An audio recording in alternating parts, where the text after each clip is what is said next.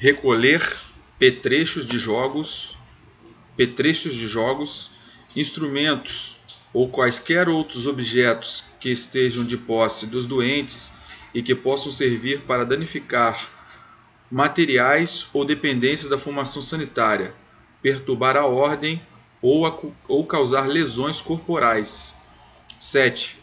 Fiscalizar constantemente a permanência da enfermaria de todas as praças baixadas, somente permitindo que delas se afastem mediante autorização do médico ou do sargento auxiliar da enfermaria. E 8. Participar do serviço de ronda noturna na enfermaria, de forma a ser mantida a vigilância sanitária. Seção 18. Do Serviço de Ordens. Artigo 251. O serviço de ordens é executado pelo corneteiro ou clarins, pelas ordenanças e por outros soldados. Ele se destina à transmissão de ordens e remessa de documentos. Parágrafo 1º. O número de soldados de ordens é fixado pelo comandante de unidade, e os locais onde permanecerão durante o serviço são determinados pelas autoridades de que dependem. Parágrafo 2º. As ordenanças concorrem normalmente aos serviços de ordens da dependência em que trabalham os oficiais a que servem. Parágrafo 3º. O corneteiro de ordens, ao comando, somente executa os toques que lhe forem determinados. Parágrafo 4º. O corneteiro de ordens ao oficial de dia acompanha-o permanentemente e executa os toques por ele determinados, os de comando e os impostos pelo horário da unidade, estes últimos mediante autorização daquele oficial de dia. Artigo 252. Os soldados de ordens transportados devem ter, durante o serviço, viaturas em condições de rápida execução das ordens que receberem, permanecendo com os demais nos lugares determinados pelas autoridades a que estiverem servindo. Parágrafo único. Os soldados de ordens dependem diretamente das autoridades a cuja disposição se encontram. Capítulo 5. Dos serviços externos. Artigo 253. Serviço externo é todo serviço prestado fora do quartel de interesse da unidade, ou simultaneamente das OMs da guarnição. Artigo 254. São serviços externos: 1. Guardas e escoltas de honra. 2. Paradas, desfiles e outras solenidades. 3. Honras fúnebres, guardas, escoltas e salvas. 4. Guardas às OM que não disponham de tropa, a próprios nacionais do Exército ou outras, cuja vigilância e conservação estejam a este confiadas. 5. Escoltas, rondas e patrulhas. 6. Ordenanças temporárias. 7. Faxinas. 8. Representações. 9. Assistência médica e veterinária. 10. Outros serviços que se tornem necessários com as características estabelecidas no artigo 253 deste regulamento. Parágrafo 1º. O serviço externo é escalado pelo comandante de unidade, por iniciativa sua e por interesse da unidade, ou, conforme o caso, por determinações do comandante da guarda ou de autoridade superior. Parágrafo 2º. As guardas e escoltas de honra, as paradas e as honras fúnebres obedecem às disposições do R2, que é o regulamento de continência, que não vai cair na prova. Parágrafo 3º. As guardas às OMs que não disponham de tropa são regidas pelas disposições deste regulamento, no que diz respeito ao serviço de guarda e por ordens particulares. Parágrafo 4º. As escoltas, rondas, patrulhas e faxinas obedecem a ordens e instruções especiais do comandante de unidade ou do comandante de guarnição, conforme o caso. Artigo 255. As ordenanças temporárias são praças postas à disposição de autoridades em trânsito ou transitoriamente em serviço na guarnição, incumbindo-lhes, em princípio, as mesmas atribuições das ordenanças permanentes, sendo dispensadas de todos os serviços da unidade. Artigo 256.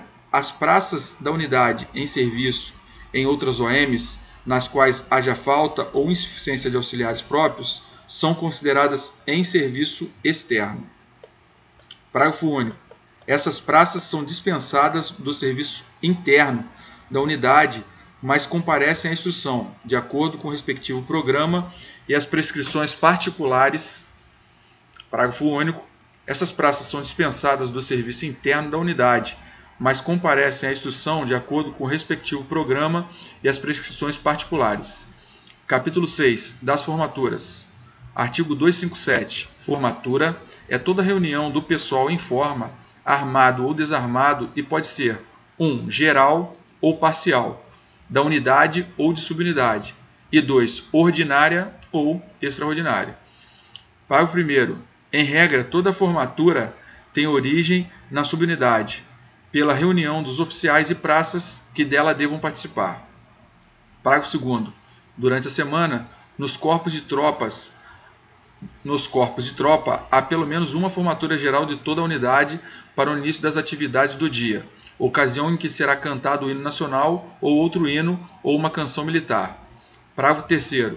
O horário da formatura geral da unidade pode, a critério do comandante, ser alterado por eventual necessidade do serviço ou em função de condições climáticas ou meteorológicas. Parágrafo 4º. A formatura geral de subunidade é realizada nos dias em que não houver formatura geral da unidade. Parágrafo 5º. As formaturas ordinárias são as destinadas às revistas normais do pessoal, ao rancho, à parada, à leitura do BI e à instrução. Artigo 258. As formaturas extraordinárias podem ser previstas ou inopinadas. Parágrafo 1º. As formaturas extraordinárias previstas são as determinadas nos programas da unidade ou subunidade para revistas de material ou animais, ou ordenadas em BI quando destinadas a solenidades internas ou externas. Parágrafo 2º.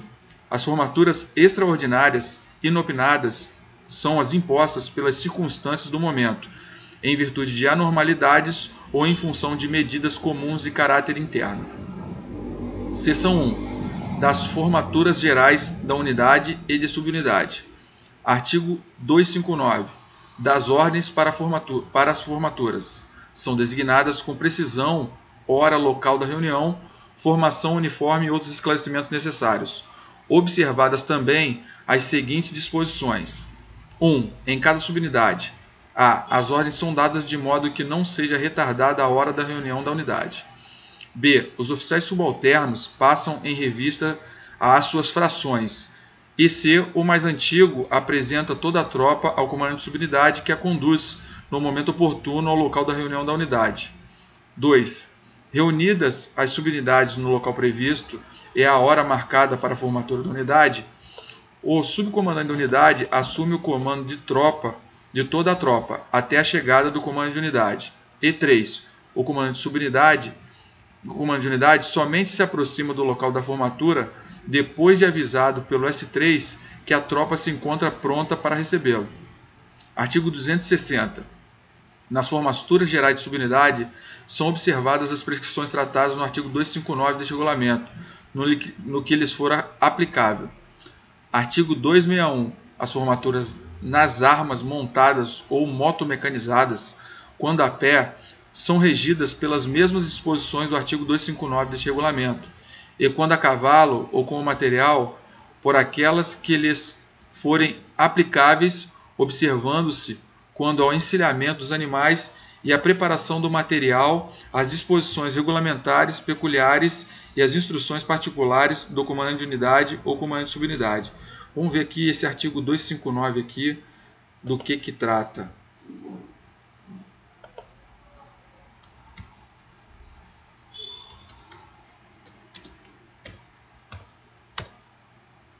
Então, das formaturas gerais da subunidade e da unidade da subunidade. Nas ordens para as formaturas são designadas com precisão hora local da reunião, formação uniforme e outros esclarecimentos necessários. Observadas também as seguintes disposições. Em cada subunidade, as ordens são dadas de modo que não seja retardada a hora da reunião da unidade. Os oficiais subalternos passam em revista suas frações e o mais antigo apresenta toda a tropa ao comando de subunidade, que a conduz, no momento oportuno, ao local da reunião da unidade. 2. Reunidas as subunidades no local previsto e a hora marcada para a formatura da unidade. O subcomandante da unidade assume o comando de toda a tropa até a chegada do comandante da unidade. O comandante da unidade somente se aproxima do local de formatura depois de avisado pelo S3 que a tropa se encontra pronta para recebê-lo. Então é isso aí que trata o artigo 259, e a mesma coisa é aplicada quando as formaturas são montadas ou motomecanizadas. Seção 2, da parada diária. Artigo 262. A parada diária interna é uma formatura destinada à revista do pessoal para o serviço diário, que é contado de parada a parada. Parágrafo 1º. Realiza-se a pé, a hora, em local determinado pelo comando de unidade. Nela tomam parte, além da banda de música ou da fanfarra, ou da banda de corneteiros ou clarins e tambores, todas as praças que tenham de entrar de serviço com os uniformes, equipamentos e armamentos adequados ao respectivo serviço, exceto as escalas para os serviços de faxina e de guardas cavalariças que, à hora da parada, seguem diretamente dos alojamentos para os respectivos destinos.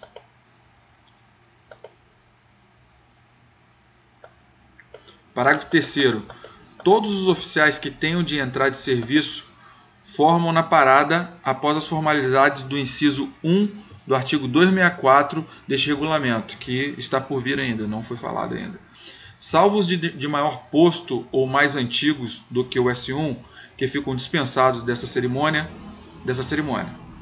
Tá? Todos os oficiais que tenham de entrar de serviço formam na parada, após as formalidades do inciso 6, do inciso 4 do artigo 264 deste regulamento, salvo os de maior posto ou mais antigos do que o S1, que ficam dispensados dessa cerimônia.